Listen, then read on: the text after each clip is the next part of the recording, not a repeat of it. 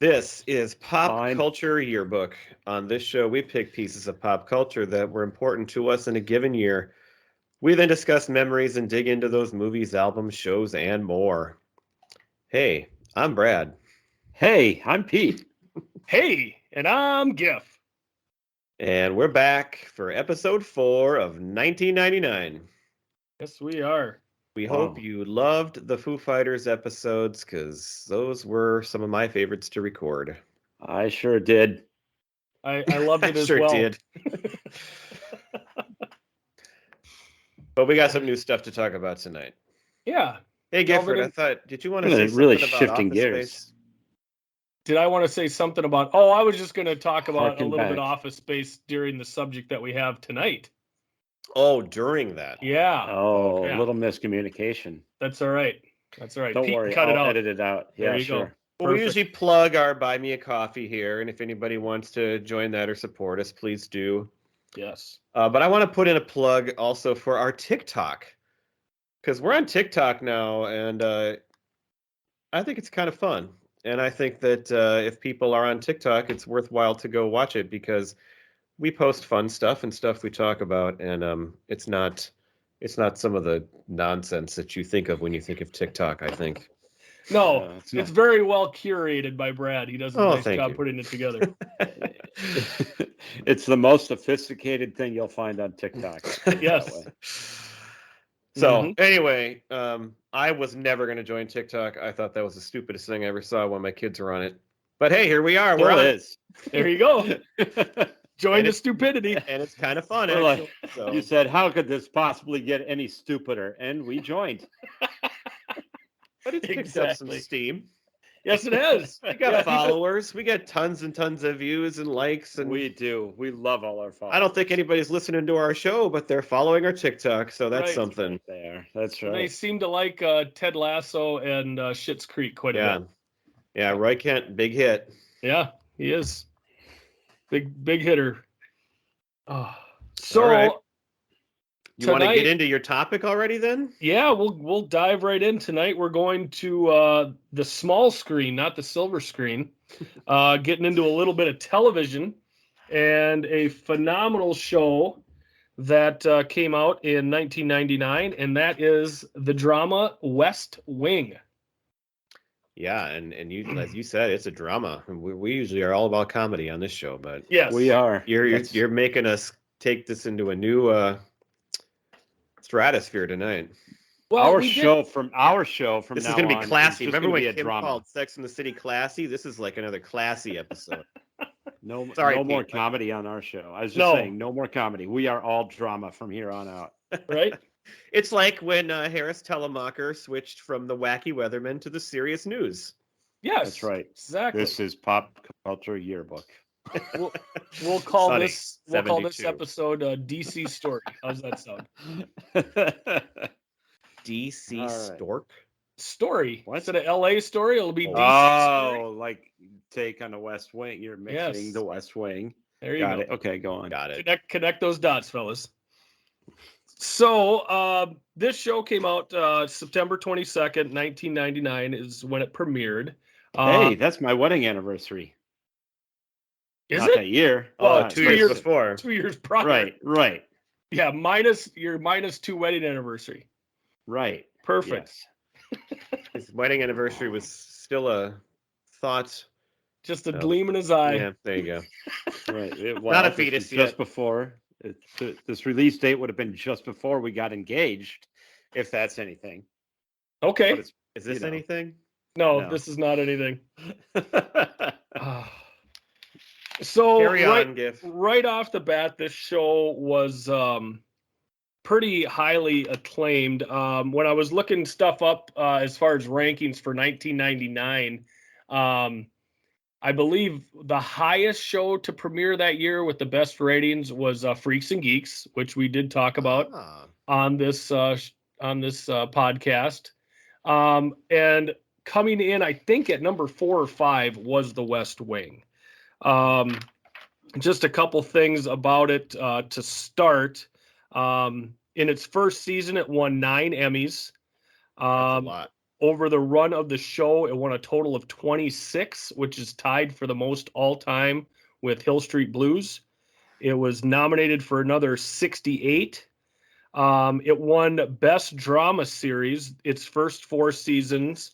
And incidentally, that was also the 4 seasons that Aaron Sorkin was the writer on it. He left after season 4. Oh, he left the show. Yes, he stopped writing the show, and he watched a minute or 2 of the season 5 premiere and shut it off and didn't watch any more of the series. And he said he likened it to watching somebody make out with your girlfriend. So he couldn't watch it. I have a question, since you're the guy that picked it and maybe you're prepared. I didn't really look. Was this like his first thing, or what had he done to this point?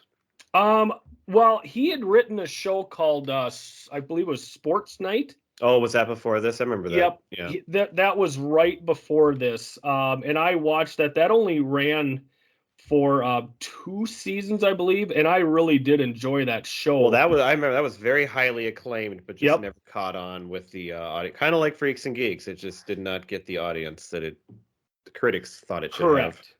Yes. He also, well, he's let me go back though. So Sports Night was from 98 to 2000. So it did overlap a little bit. His first writing credit was for A Few Good Men. Really? Oh, Yep. yeah. And then he also did Malice in 93. Oh, with Alec Baldwin. I saw that movie. Yep. Pete, I wonder if you went. We actually saw that in the movie. I think that sounds like we did see that. Yeah, I do remember going to see that in the theater. I don't remember the movie at all very much, but it was like one of those couple thrillers, like 2 couples. Yes. I think Tale Nicole about a Kidman was in it, I think. Yep, happily married couple who would like to have children. This was the one where she faked a pregnancy. Alec Baldwin was a doctor, I think, right? Oh, yeah. They were cheating on each it. other.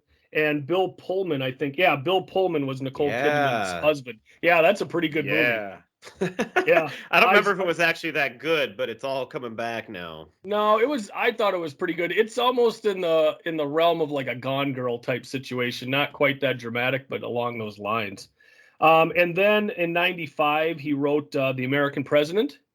Oh, yes. Which does tie into this show. Is that Michael Douglas then? Yep. Yeah, and Annette Bening is the president. Yep. And the chief of staff in that movie was Martin Sheen. Oh, who really? is the president in the show we are going to talk about this evening. Then he did Sports Night and then West Wing. Okay. He also has a writing credit for the screenplay on Moneyball, Social Network, Steve Jobs, Molly's Game, The Trial of the Chicago 7. Yep, and Being the Ricardos is his latest writing credit. Well, there's one that you left out there. Okay. I think you left it out. Have you ever seen the show Newsroom? The Newsroom. Yep. I did pass over the Newsroom. That's a fantastic show, and it's 3 seasons, just perfect. You get in, you get out, and Jenny and I watched it. We both loved it, and it was fantastic. So was that before or after this show? That was after. That was 2012 to 14. Oh, God, I thought it was longer ago than that. No, and Harry was on that show. Harry Dunn. Yes. Harry Dunn. Yeah. Jeff Daniels. Jeff Daniels was the main. Was the main character on the Newsroom. Right. And he was fantastic. Our pets' heads are falling off. Hey, what do you get when you cross a bulldog with a Shih Tzu? Bullshit. That's right. We digress. Yes. So this show, a couple other things about the show before I get into it. The set for the show was so realistic that tours at Warner Brothers weren't allowed to let people into them for security concerns. It was the largest set ever built for a series, at least by Warner Brothers. It was also used for the movie Dave, The American President, which we mentioned earlier, and also Contact, the Oval Office was used. Dave, I remember too. That was a good movie with Kevin Kline. Yep. Yeah, that was the one where he was the doppelganger of the president, right? Yeah. Yep. That's a very good one. So this show, we covered the pilot, and then we also covered season 2, episode 8 for this podcast today. And I'm sure you guys noticed early on the use of the word POTUS quite a bit at the beginning of the show. I actually wrote that down. I said, when did that become like a thing? Because it seems like it was newer to me than this show was. Mm-hmm. So maybe they started it here. Well, they were I thought it was just always a thing, like a code name for the president. Or I just thought that was always a thing. So they were going to call the show POTUS to start with. That was the original working title of the show. Really? So, yeah. All right. So that was a little thing on there. I wanted to get into the cast a little bit just to let people know who was in the show, if you're unaware. So we'll start out with... Fantastic cast, by the way. Yes, very, very good cast. So I'm just going to cover kind of the main people in the show. We'll start with the president, Josiah Bartlett. That's played by Martin Sheen. You guys might know him from Apocalypse Now. Frank and Grace and Frankie, which is a newer show, I think, on Netflix. We do watch that show. We do watch that one. My wife loves it. Right. Kim did too. Yeah, and Courtney. There's a new season out now. Yeah, I just saw that. Is there? I don't know if she's still watching or not. One thing I did find on this was that Josiah Bartlett, spelled with 2 T's at the end of Bartlett, was from New Hampshire and was in the Continental Congress that signed the Declaration of Independence. So they took his name from that, and supposedly he's supposed to be a descendant from that Josiah Bartlett. Fascinating. Yeah, absolutely. Our chief of staff in this show is Leo McGarry, played by John Spencer. Love that guy. He was in The Rock and Black Rain. He died during the show. He died towards the end of the run of the show, December 16th of 2005. He is credited to the end of the series, which ended May 14th of 2006. But he had left movies late in his career just to focus on doing this show. Some of the other staff now, and the whole point of this show in the beginning was supposed to be just primarily about the staff. The president was only supposed to be in 4 episodes, about 4 episodes a season, and it was just supposed to be about the inner workings of the staff around the president. I know Dee Dee Myers, who was a press secretary during Clinton's campaign, was a production assistant, or what do you call it? Just person who helps out, knows the inner workings of the White House. And I think that might be why the main staff that we see deal primarily with communications, or 2 of them. Actually 3. So CJ Craig is played by Allison Janney. She's the press secretary. I knew her from Drop Dead Gorgeous, which I mentioned in our 99 movies.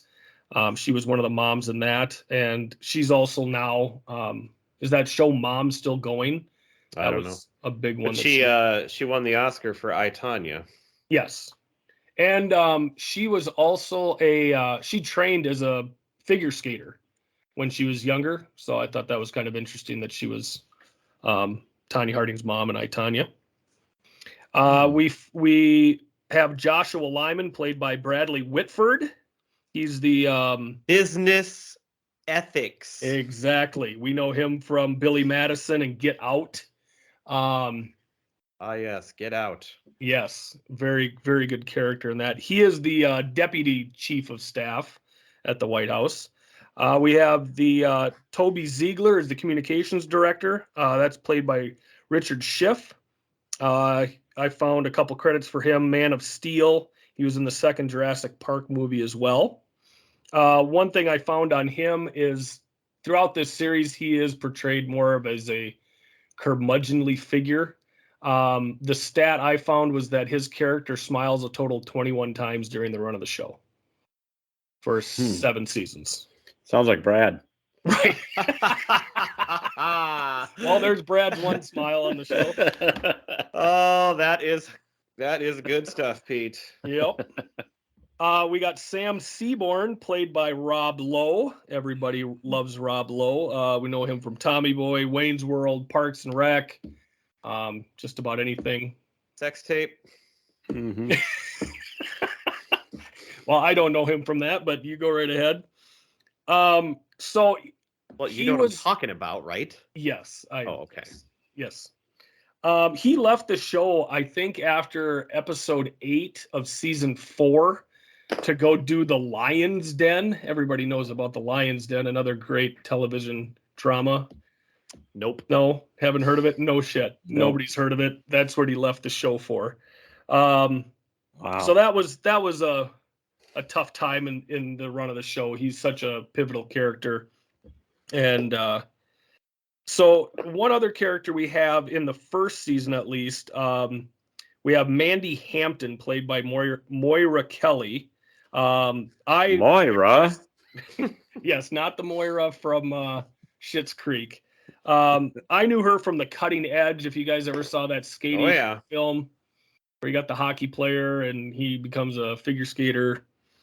One of the interesting things was she's only in the first season, and her character was just written out of the show for the start of season 2, and there was never any explanation of where she went or why she is no longer in the White House. So that was a little interesting. So speaking of Office Space, I didn't see him in our episodes, but you had mentioned, and I'm looking here at the list, Gary Cole. Yes. American Treasure Gary Cole was on the show. Did he become like a main character? Was he like a big player, or was he just kind of on at times? So what happens with him, Tim Matheson starts the show as the vice president, and I don't quite remember which season it is, but he's caught up in a scandal and he needs to resign, and they need to fill the role of vice president. And Gary Cole is the one that they pick and get confirmed, and he becomes the vice president under this administration. But I can't remember what his nickname is. His name is Bob, but they have some little pet name for him around the West Wing because he's kind of a gregarious fellow. But yeah, he was on the show for... Between him being on and you getting me into VEEP, I can't watch this show and not compare it and think of VEEP, and that's really all I have to talk about is VEEP. So sure. Well, and VEEP, there is so many, and like you said, it's about you never even see the president in VEEP. No, except when she becomes it. Right. It's all about the people underneath. Yep. So well, and in VEEP, you don't know what party they are. They do a very good job of VEEP where you don't know if she's a Democrat or a Republican. Yep, in this show, it's pretty well known right off the bat that this White House is under Democratic rule, just based on, what they say and what they do and things like that. They admit to being Democrats. This is going on during George W.'s administration. So a little bit of a contrast between the real world and fiction. I did want to bring up that after Rob Lowe left the show in season 4, Joshua Molina was brought on as Will Bailey, and he was brought in. He's a longtime friend of Sorkin, and he has been in everything that Sorkin has written, all the way back to A Few Good Men. He was, I think he was in one of the Marines in A Few Good Men. He's like Clint Howard in Ron Howard's movies. Well, there you go. So I think that's pretty much all I had on just the basics for the show itself. Did you guys want to get into the episodes themselves? Let's go. Let's do it. All right. What are you, Tone Loc? On to the next episode? Let's do it. Let's do it. Yeah. On to the next episode. The Tone Loc hit. I think that's ice or Vanilla Ice, right? I don't know. I don't even know what you're talking about. No. I think the next episode might have been a Vanilla Ice song. So we watched the pilot for this. Again, that came out September 22nd, 1999, 2 years before Pete married his lovely wife.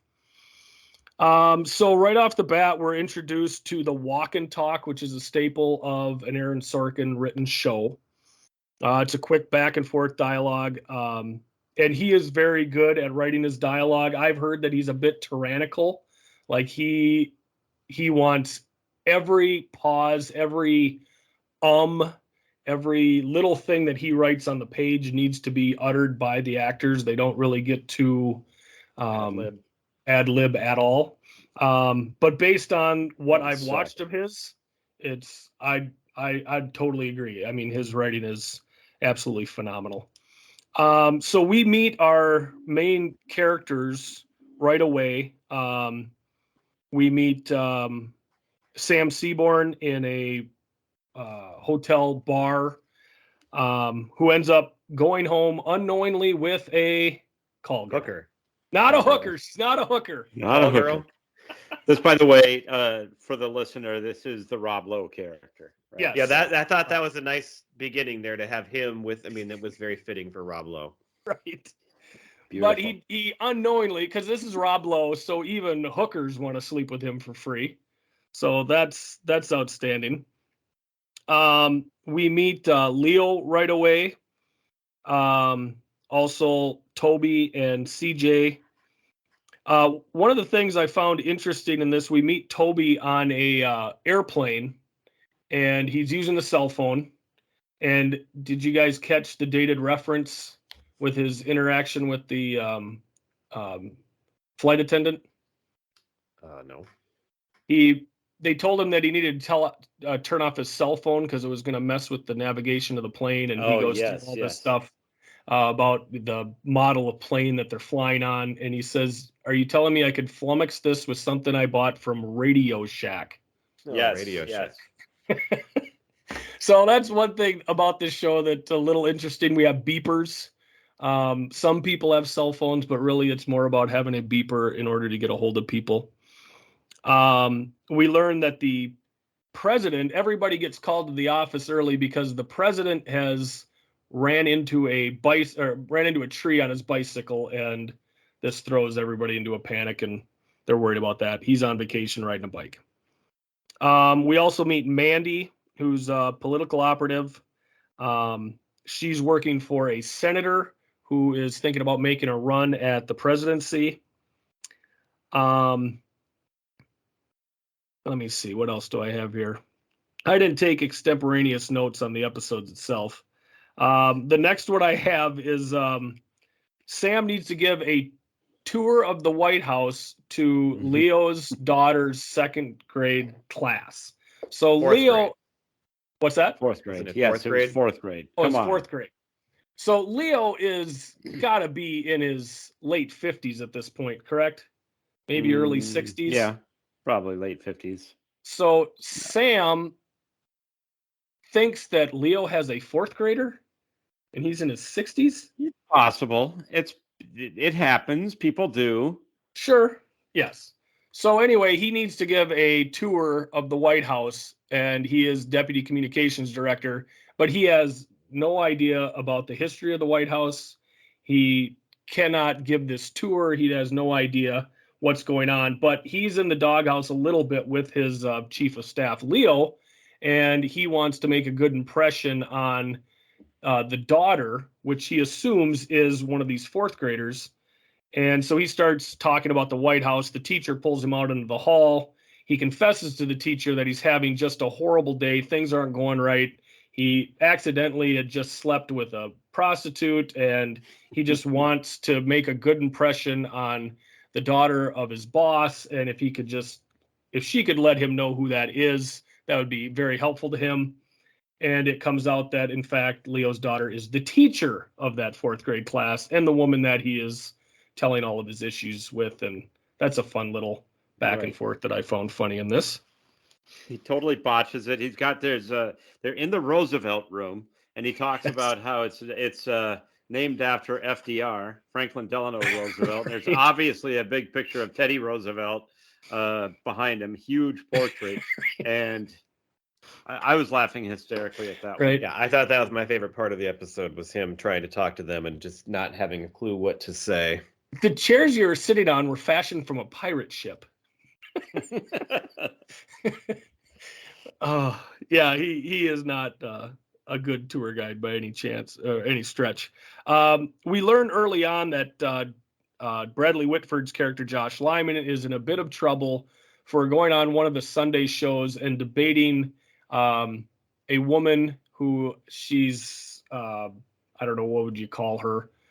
She's on the religious right, and his line that gets him into trouble was she mentioned to him that he doesn't pray to any god that she prays to, and his line is, that's because your God is too busy being indicted for tax evasion, which gets him into a lot of trouble. One of the main points the episode is whether or not the president is going to fire Josh for the comment, because it's a PR nightmare for him.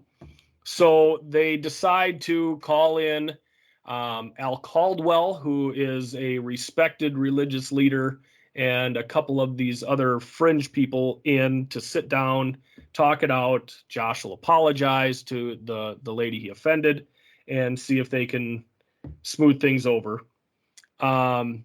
So while they're having this meeting, Toby gets offended by a comment that this woman makes, and they start arguing over pornography on street corners and the commandments. And it comes up, the first commandment is love thy brother or something. They start arguing over they get it wrong. They start arguing over what the first commandment is, and they're going back and forth and back and forth. And then in this booming voice, the president, you see for the first time, comes in and says, I am the Lord your God, you shall have no other gods above me. And I still contend this is one of the greatest introductions of a character in TV history. The implication is that the president of the United States is the Lord your God. He's the most powerful person, not only in the country, or in that room at the time, but in the country overall. And he comes in, and the show of respect for him right away is pretty obvious. He definitely commands the room. He comes limping in because he sprained his ankle hitting a tree on his bike. And we're introduced to him for the first time. He shares a very nice story about his one of his granddaughters, and ties that back to religious fringe groups and how he's upset with that whole situation. And anyway, at the end of the episode, Josh is let off the hook with a stern warning, and he is allowed to stay on in his post. So I don't really have a whole lot more on the first episode, but I thought it did a very nice job of introducing all your main characters. There's a lot going on there. It's very, very fast paced. You got to keep up. It's really about the character introduction. There's also some quote unquote real presidential stuff that goes on with the Cuban refugees, where 137 Cuban refugees are rescued, and they all want asylum, and so it's like how is he going to handle it, right? As a president, and so it starts to get into that. I assume, not having watched really the rest of the show or the of the episodes, I assume you get deeper and deeper into some of the presidential stuff that you have to go through. But there is a lot what they introduced. There is a lot throughout the show. I mean, every show has, trying to get a bill passed or trying to get a Supreme Court justice, through the nominating process, or, there's always the nuts and bolts of what would happen in the West Wing as far as policy goes. But what keeps drawing me back to this show, and I watched quite a few episodes leading up to this, and I think it still stands up very well. It's the humorous moments between the staff and the touching moments between the staff that I love more than anything. I thought one of the funny things about like the refugee crisis was how they talked about, like, if one of these guys could throw a fastball, we'd have them, we'd have the Coast Guard out there in no time. And they thought it might be a military issue. and one of the people said, "Do you think we're under attack by 1,500 Cubans in rowboats?" Right. And Seaborn goes, "It's not like I don't like our chances, you know."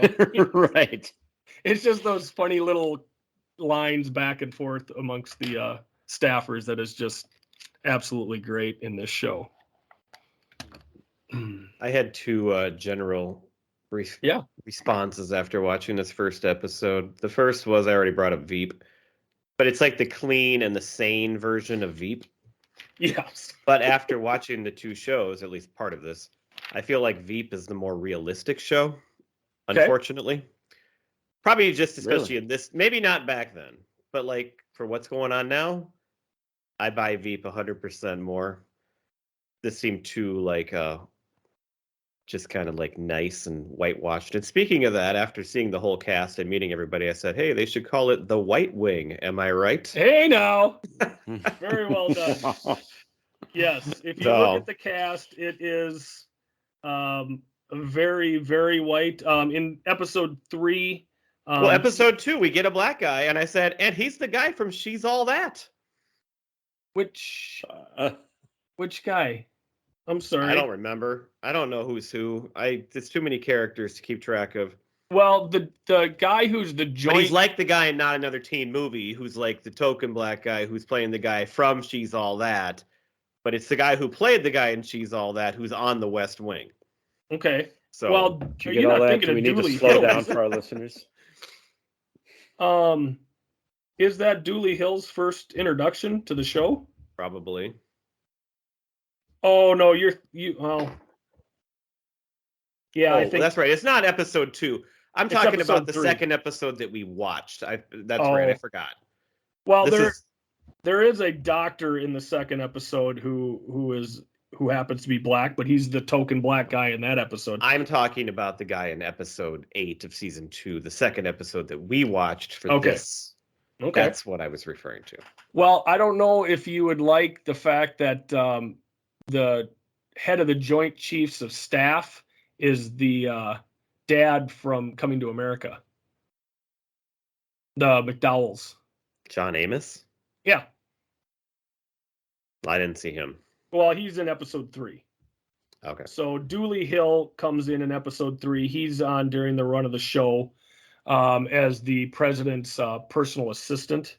And then John Amos is Percy Fitzwallace, and he's the head of the Joint Chiefs of Staff. That's a heck of a name. Yeah. So there are a few, yes, but the White Wing would be a good way to look at it.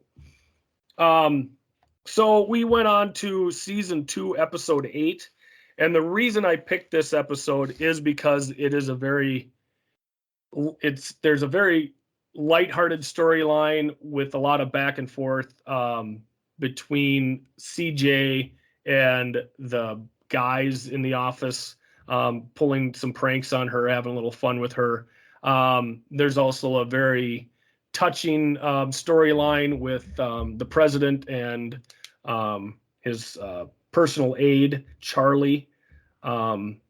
So this one I always think of, and I really, really like this episode. I like early on in this one, I don't remember the context, but they they used the words Pilgrim Detectives together, and I thought that sounded like a fantastic TV show. Yes. Pilgrim Detectives. So this episode... All right, forget about Pop Culture Yearbook. This is what we're going to focus on now. We're going to start writing. Yes, the Pilgrim Detectives. No, not oh my God. I guarantee you that John is going to put, I don't know if we're using last names. You know who I'm talking about. He's going to put Johnny. hashtag Pilgrim Detectives on Facebook and Twitter. Well, if he doesn't, he didn't really listen to the episode because there's no other. That's right. That'll be the true test. I hope you're taking notes, Johnny. So this episode revolves around Thanksgiving. So right off the bat, Toby and Sam, as the communications guys, they're the head speechwriters for the president. They are putting together the Thanksgiving speech or Thanksgiving proclamation for the president. Josh is just hanging out in the office. He really has nothing to do. He's just walking up and down the halls, flipping a coin and marveling at how many times in a row it ends up on heads. While this is going on, a guy shows up from a local farm with 2 turkeys, and these turkeys are to be pardoned. One of them is to be pardoned by the president, and he is just let in. Josh's secretary, I believe, brings him in, and they want to know where to put the turkeys. CJ's gone for the night, so they tell the guy, just put the turkeys in her office, let them roam free as they will. And CJ, that's what they say, CJ's in charge of the birds. Like, they have a lot of birds coming in and out of the West Wing, but she's in charge of the birds.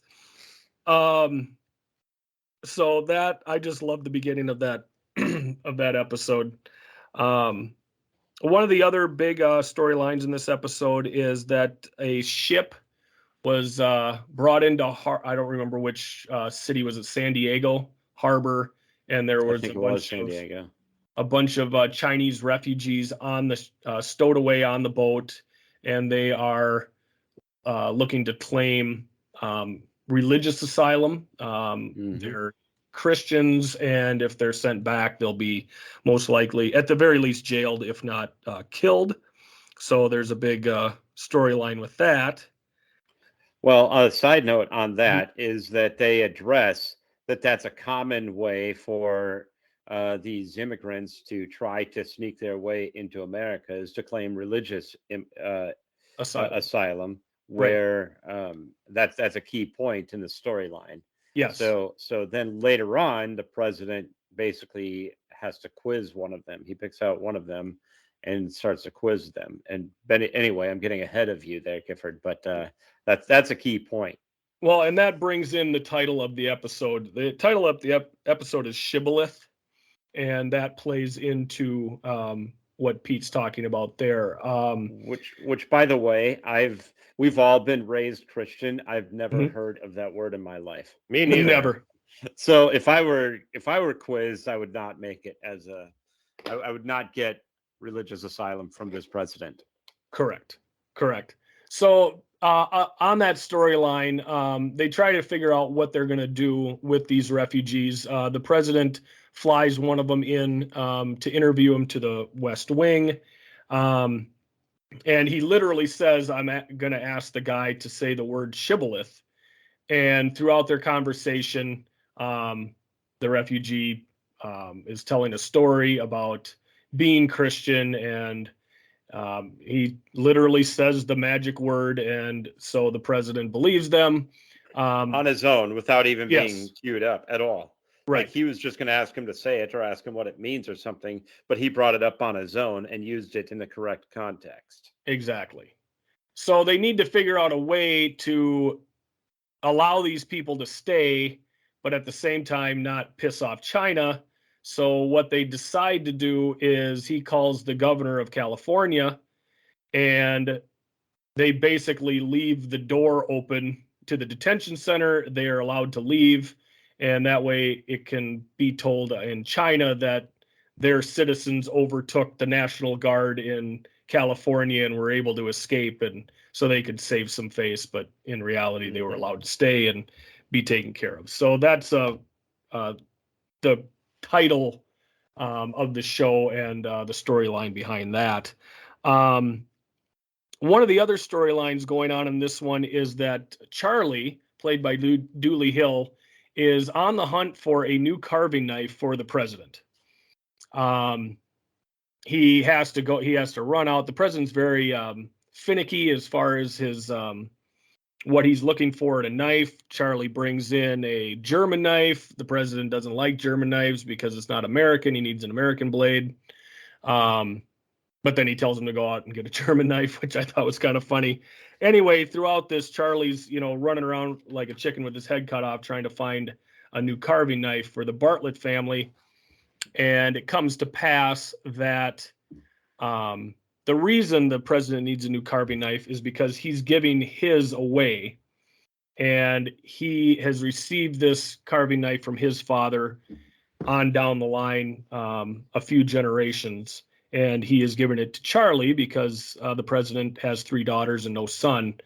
And he hands it to Charlie, and he gives him a story about it. And Charlie looks at the case that it's in, and on it is like a silver, I don't know, inscription of PR. And Charlie's not familiar with the maker. And the president reveals to him that that knife was made by a Boston silversmith by the name of Paul Revere. That's how long that knife has been in his family, and he's passing it on to Charlie. So I thought that was a very touching moment in the show. That was cool. Yeah. So that's awesome. But continuing on with the we have one other. Also, we have Leo's sister is up for a nomination for, I believe it's Assistant Secretary of Education. And there's a conflict in this where Leo does not want his sister nominated for that position.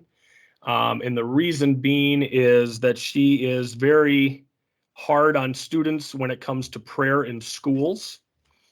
And one of the things I love about the storyline is that Leo commends these students for being good kids and showing by example just being good people, but you can't have prayer in schools. And it shows how you can see things one way personally and see the benefit in them, but at the same time have a line where in the sand where the law is the law, and your office is separate from you know who you are. I think that's lost in some of the stuff today. I don't think a person's political views is all that they are, and I think this interaction between Leo and his sister kind of exemplifies that, where you can stand for things separately as an office and as a person.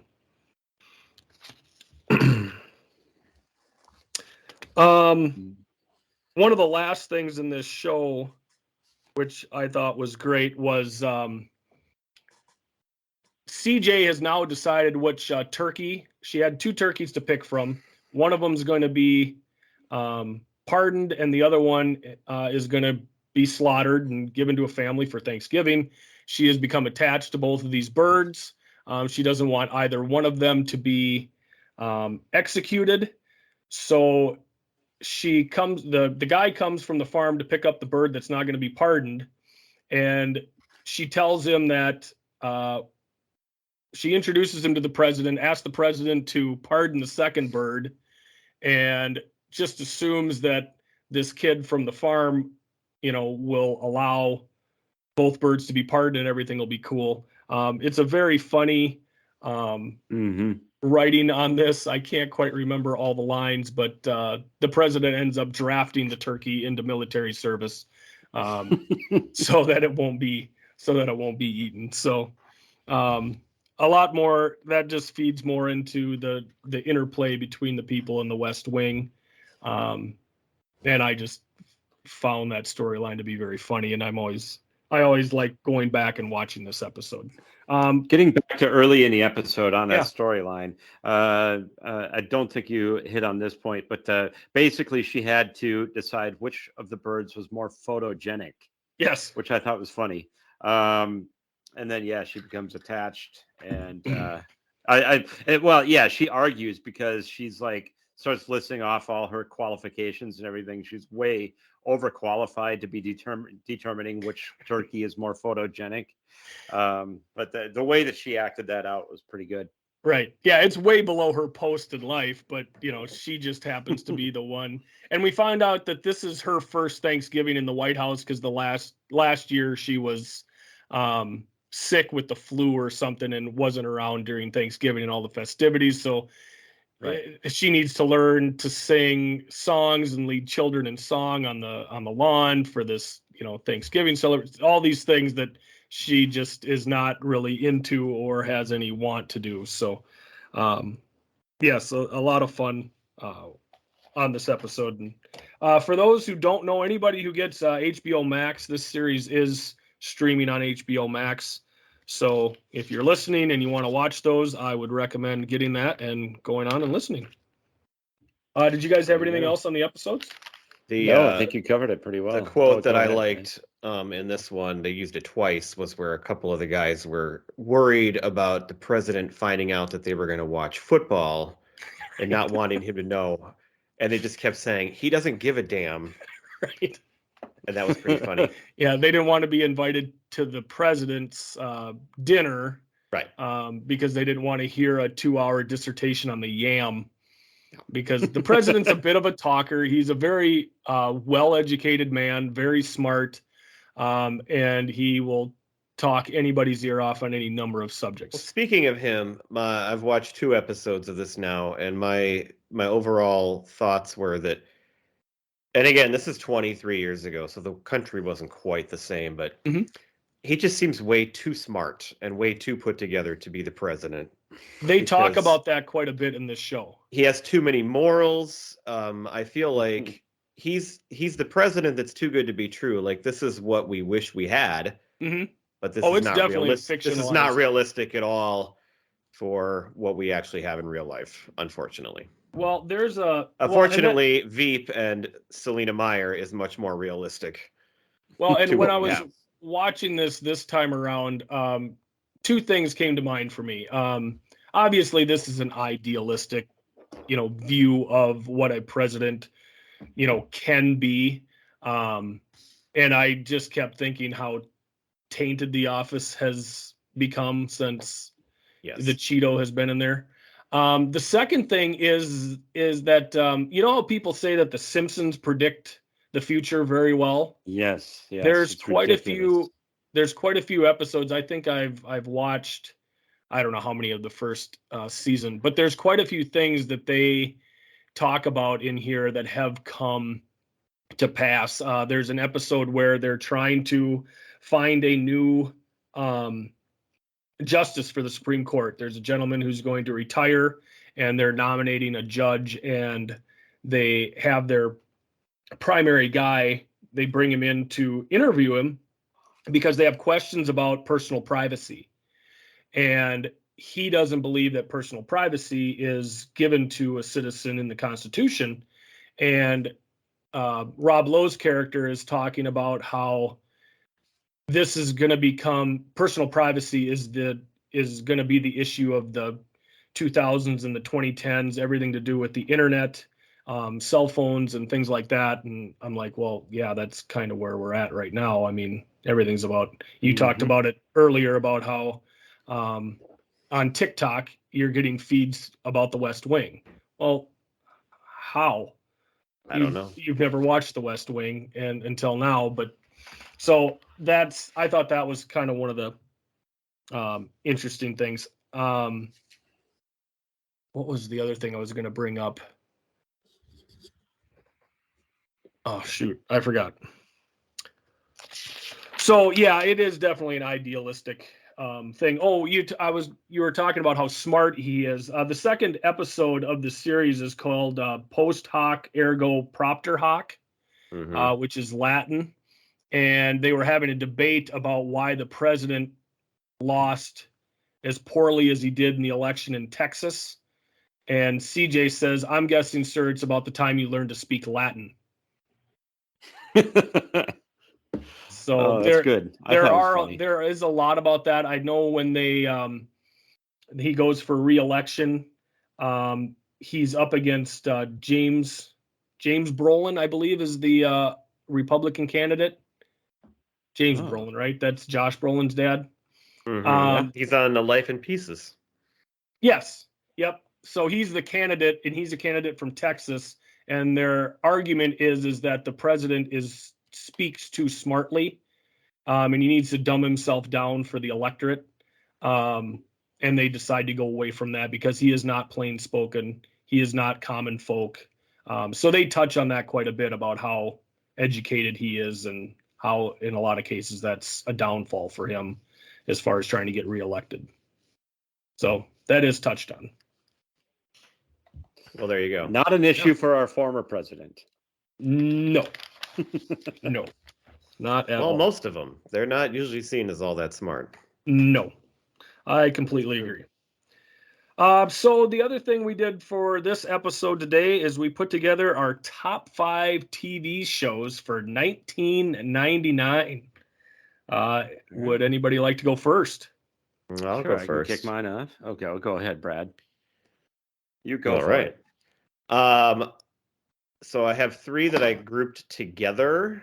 So Okay. for number 5, I have Just Shoot Me and News Radio, both NBC workplace comedies that I loved. And I wanted to get them both on there. For number 4, I have Freaks and Geeks and the show Popular, which was another high school show that me and my wife loved and watched together. I knew you were going to have that one on there. Number 3, I have Who Wants to Be a Millionaire and Monday Night Football lumped together because we would watch those back to back on Monday nights, and that was like a huge deal back then in 1999 was Who Wants to Be a Millionaire.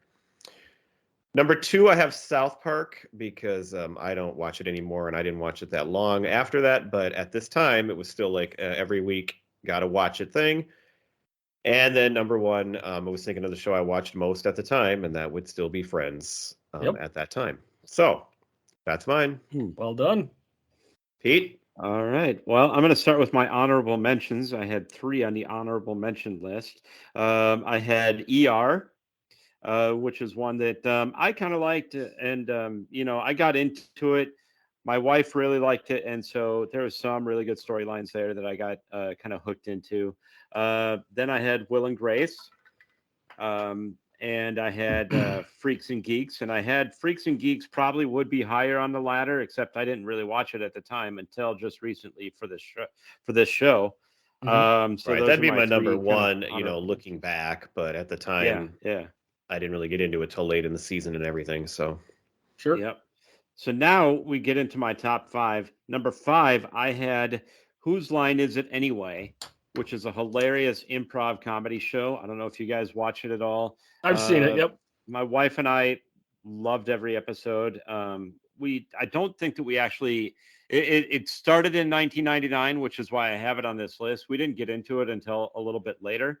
But we used to watch that pretty regularly. And we actually saw, I think it was at Mystic Lake, where we saw, a couple of the performers to a show there a few years ago. Number 4, I had Family Guy, which is a long-running, like The Simpsons, very long-running cartoon, still going, but it also started in 99. Then I had Just Shoot Me, which Brad already mentioned. I had Frasier, and my number 1 was Who Wants to Be a Millionaire, which Brad also already mentioned. Excellent. no Friends for you? No, I guess I kind of didn't even think about it as I was putting it on this list. Just probably, again, because we talked about it so much already. And I don't know. I just didn't have it on this list. Sure. Well, I could have, sure. I didn't put things on here that I wasn't watching in 99, so I don't have The Sopranos, Freaks and Geeks, or Sex and the City on my list because I didn't watch those until later. Couple honorable mentions for me. Family Guy that started this year, as you said. Who Wants to Be a Millionaire? My number 5, News Radio. Number 4, Dawson's Creek has not been mentioned yet. Never watched an episode. Oh, it does not hold up. Number 3, The Simpsons. I'm putting West Wing at number 2 because it just started this year. But my number 1 then would be Friends because I was well into that show and pretty loyal to it at that time. So that would be my list. Does that wrap us up? I think it just might. So there's an extra week in this month of May, and next week we're coming back with a special bonus episode with a special guest again. Oh my God, I can't wait to find out that who will that be is. Gomez from Playlist Wars, and we're going to talk Varsity Blues. Oh, Johnny Moxon. I don't want your life. Exactly. All right. Well, that's going to be awesome. Looking Back forward to to the it. funny stuff. Yeah. Although not always intentionally, I don't think, with that movie. Unfortunately not. It's going to be good. It's going to be great. We should have Preacher Row on this on the show sometime. That would be great. Yeah. We love Preacher Row. Here they are. Let's play a little bit of Preacher Row. And as Tone Loc once said, on to the next episode. Bye-bye.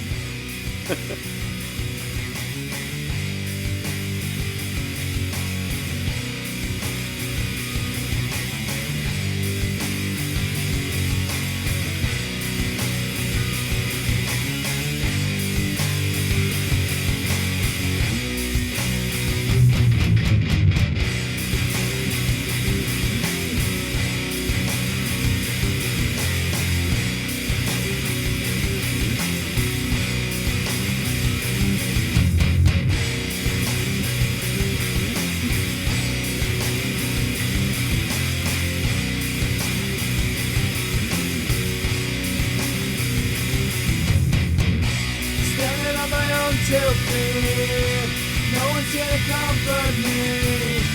Sorry for what I have done. Sorry that your son is gone. 7 steps and it will be my last.